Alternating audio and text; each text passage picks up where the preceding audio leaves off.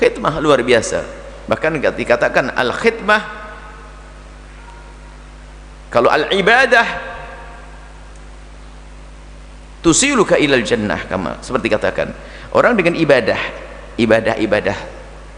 ya masih ada ibadah menyampaikan kita pada surga, tapi ada istilah khidmah. Itu al-khidmatu tusiluka ila rabbil alamin. Dengan khidmah mempermudah engkau untuk sampai kepada Allah Subhanahu wa taala. Jadi ayo kita semuanya khidmah, kita arahkan kepada khidmah zaman sekarang, model zaman ini. Sujud tengah malam ya, pribadi antara kita dengan Allah. Puasa ya, zikir ya, akan tapi mari kita ambil bagian khidmah yang lebih luas manfaatnya, yaitu khidmah untuk umat Nabi Muhammad SAW. Maka katailah Anda masuk maqam wilayah ahli khidmah, bukan ahli mahabbah yang tadi. Mana yang lebih agung? Semuanya agung di hadapan Allah Subhanahu wa taala. Jangan menunggu menjadi ahli majdub tadi. Nunggu majdub tidak senang duit. Orang majdub kekasih Allah. Dan kita menemukan orang majdub, pernah menemukan orang majdub beneran. Coba kasih duit segenggam, kasih orang di belakangnya. Nah, ini majdub masih senang duit. Majdub-majduban ini repot hari ini. Makanya ahli khidmah tadi menegakkan syariat. Maka orang yang wilayah majdub, kalau ternyata ada pelanggarannya, dihukum hukum syariah. Seperti Hallaj, tenggelam dalam kecintaan kepada Allah sehingga tidak melihat kecuali Allah. Dia tidak melihat dirinya sendiri. Waktu ditanya apa yang ada dalam bajumu, dia mengatakan Allah. Maka Hallaj dipenggal lehernya oleh pedang syariat. Makanya kalau ada orang zaman sekarang kok ngaku majdub, ngomong nggak bener, penggal dulu lehernya, nanti jadi waliullah baru. Makanya jangan ngomong yang enggak lalu dikatakan wali. Ya, dikatakan wali kan sudah terbukti kayak Hallaj. Sekarang ada orang ngelantur, ngomongnya keluar syariat, melanggar agama, nggak karu-karuan, akan dibilang wali. Boleh dibilang wali, hukum dulu dengan pedang syariat. Baru setelah nanti kok darahnya mengalir la ilallah, baru kita husnudzon. Jangan syariat dibikin main-main. Haram ya haram sudah.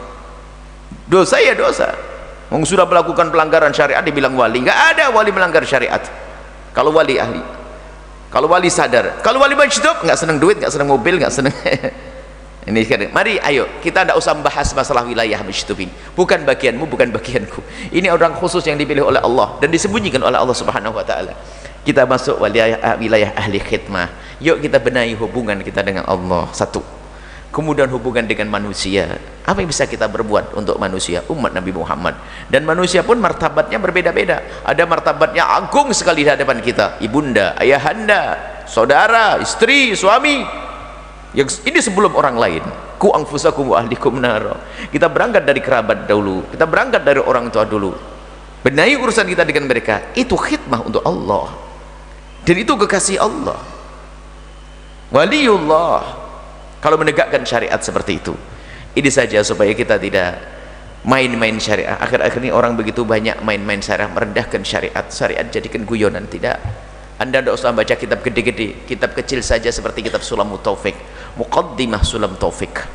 Muqaddimah Sulam Taufik itu adalah muqaddimah dari i'lamnya Ibnu Hajar biqawati'il Islam.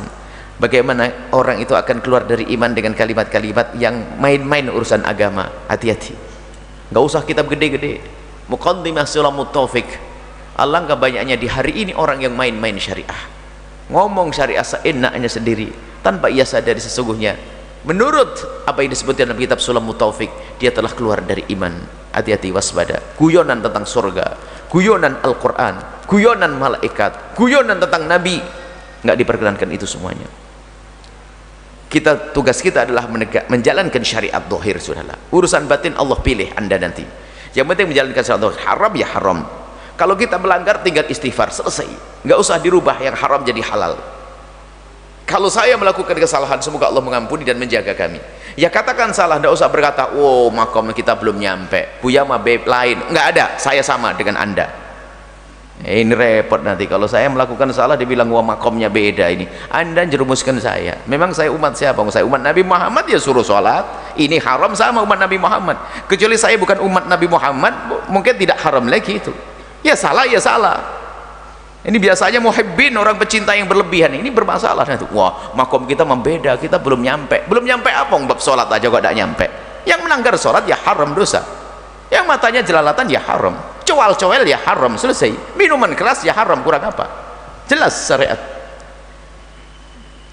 Itu loh syariat yang boleh ditegakkan, nggak perlu main-main. Jangan, wow, kalau ini mah beda. Beda apanya?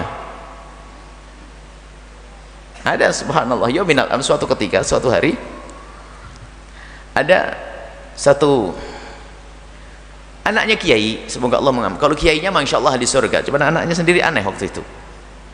Dia pakai cincin emas dan gelang emas.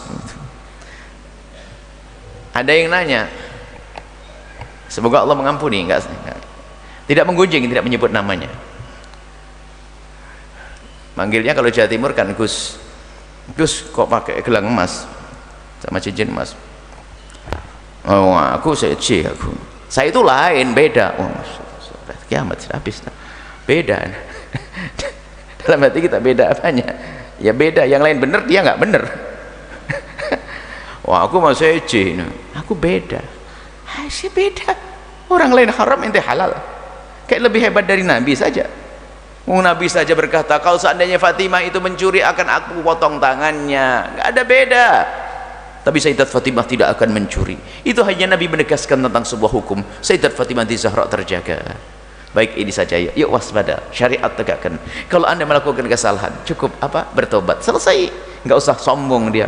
Lalu kita mencari pembenar, nggak apa-apa. Katakan salah, mohon maaf, selesai. Allah Maha Pengampun. Yang repot adalah sombong. Nggak apa-apa, beda saya, lain saya. Makom saya sudah makom istighraq, tenggelam dalam cinta. Ente kok masih inget duit? Istighraq inget duit. Lihat perempuan cantik jelalatan. Inilah zaman fitnah. Dajajilah.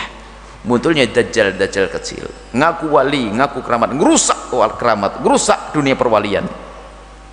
Kama annal anbiya ma'sumun fa innal awliya mahfudun. Para anbiya itu maksum, terjaga dari dosa, maka kekasih Allah pun juga Allah jaga, cuma tidak maksum.